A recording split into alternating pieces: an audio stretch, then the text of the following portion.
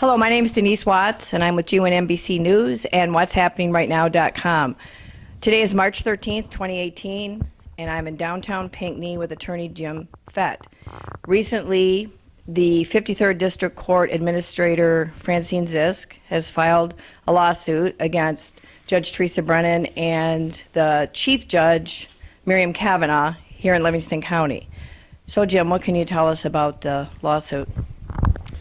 Well, it's been a long time coming because my client goes to work every day and has to deal with Judge Brennan, and it's not been a bowl of cherries for her. And in fact, it's been very difficult just to get mundane things done, and that's because the judge has been retaliating against her for her speaking out, speaking the truth about things in her deposition, which as a citizen she had no other choice but to do.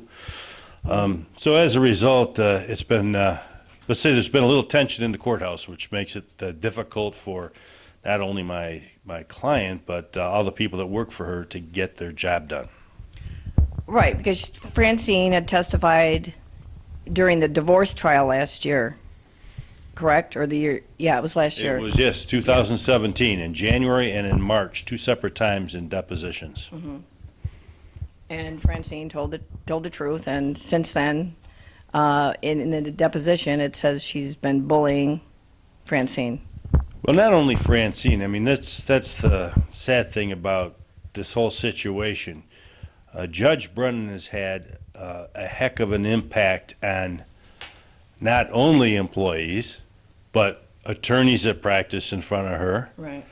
the poor litigants that come in front of her. She's made it difficult for the people that are above her in the hierarchy. It makes it, if he could, I'm sure Judge David Reeder would tell you some very fine stories. But he can't because of his position. But Right. It's just amazing that she can create chaos in so many levels and still retain her position. Yeah, exactly, and that's what a lot of the citizens think, and a lot of people in the community, can't believe that she's still on the bench. Especially, it was pretty much proven that she perjured herself during the murder trial. Well, I can't speak to whether she perjured herself during the murder trial, but I will tell you this. I think if a jury got a hold of that evidence, they'd agree with you. Yeah. And I think the evidence is such that she did. Right. But she hasn't admitted that she's done it, but boy, the phone records sure speak volumes. Yeah, they do, and I just find it amazing, too, that just nothing's being done about it. She just keeps sitting on the bench and causing her terror. Well, that's why we brought the lawsuit, because we were hoping that the Judicial Tenure Commission and or the Attorney General would take steps to remove her. Even if they removed her and put her on paid status, it would still be better than having her there creating chaos. Right. Whether it's administrators or other judges or litigants, it's a mess, and it's all because of her. Whose job is it then to have her charged with perjury? Is it because people don't know?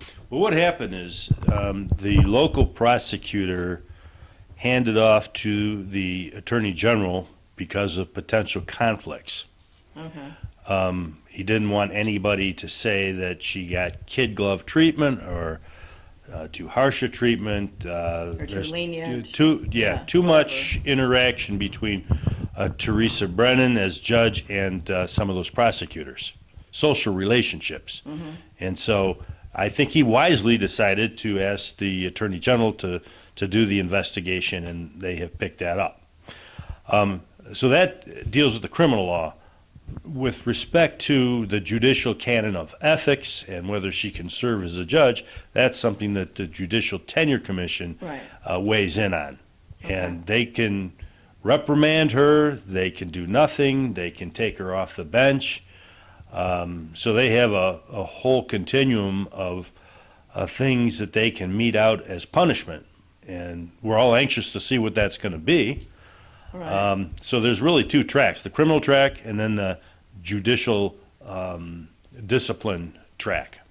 Well, how do you feel this case is going to turn out? Of course, I know you can't predict it, but Francine still is working down at the courts, right? Francine is, I think, 24 years working for Livingston County.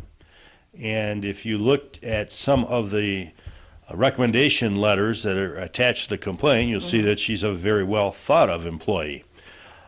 Because of the issues surrounding Judge Brennan and her retaliation, she's felt the need to look for other employment.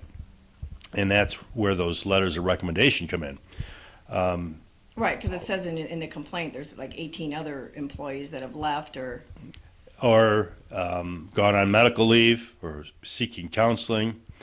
because of the atmosphere. Because of the atmosphere. One employee, Christy Cox, filed a complaint with the county, and it must have been a doozy because they snapped to it and took steps to remove her from Judge Brennan's grasp. So we're kind of hoping that the same thing could happen with Francine, but nothing was happening, and that's why we filed the lawsuit. And Judge Brennan can be held personally liable for everything she's done to create a hostile work environment for Francine. Well, as we can see too, I mean, it takes a long time to get a lot of this accomplished. And so what would you say do you have court dates set yet, or? No, but you can say with some confidence that you go to federal court and you're looking at probably 11 to 18 months and you'll be done. Okay. I've tried a case in federal court within 11 months of filing. Okay. So Well, there's no fooling around in federal court. how do you feel about who's paying her for her attorney fees? Of course, as taxpayers, we don't want to be paying for that. Right, and in fact, I've already made it known to my commissioner, the eminent former sheriff of this county, Robert Bizat, that I certainly hope that the county is not paying a dime towards her attorney fees. If this may be covered by insurance, that even bothers me because Well, because the county pays the insurance. these are problems all of her making, and she should have to pay to address them. Right. Well, I want to thank you for sitting down with us today and giving right. us your opinion and telling us about this latest scandal that just never seems to end with Judge Brennan. Never ends. Never ends. Never ends. Thanks, Jim. You're welcome.